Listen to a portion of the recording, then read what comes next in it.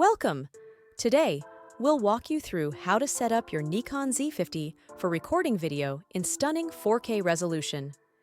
Take a look at these video examples, captured in high-resolution 4K shooting. Now, let's navigate to the Video Settings menu and set the video resolution. In the Movie Settings section, locate the Frame Size Frame Rate parameter. Select this option and set the resolution to 4K, which is typically represented as 3840 x 2160 pixels. Then, in the same section, adjust the movie quality to high. Choose the movie file type between MP4 and movie.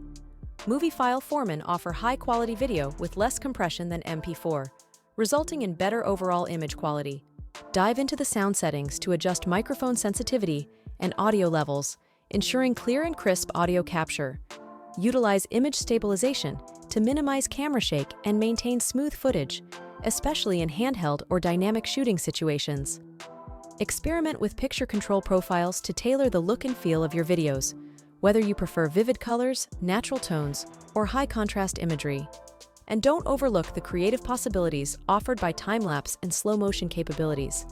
By delving into these additional features, you'll unlock new creative opportunities and elevate the quality of your video recordings on the Nikon Z50.